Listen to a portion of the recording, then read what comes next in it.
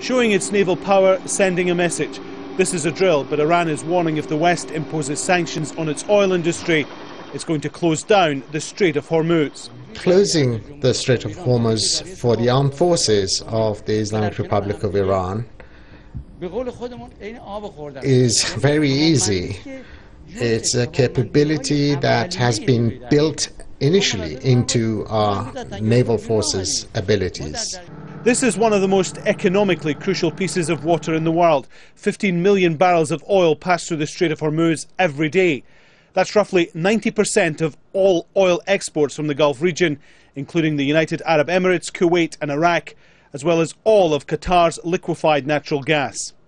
The US and other Western nations are considering sanctions on Iran's oil exports because they believe Iran is trying to build a nuclear weapon. Iran insists its nuclear program is peaceful.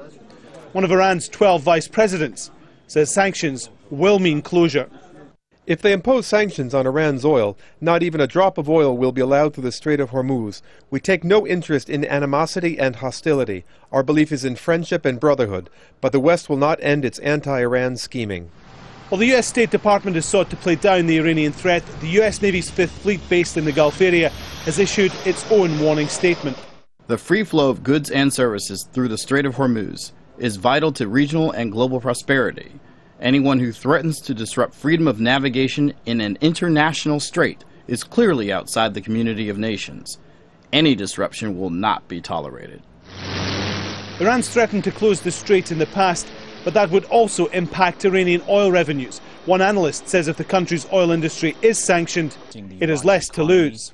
I think if Iran finds itself in a situation where it can no longer export oil because of these sanctions, that it may lash back. It's not going to simply sit quiet and watch its entire economy collapse. So I think we are headed for a very dangerous and very volatile situation.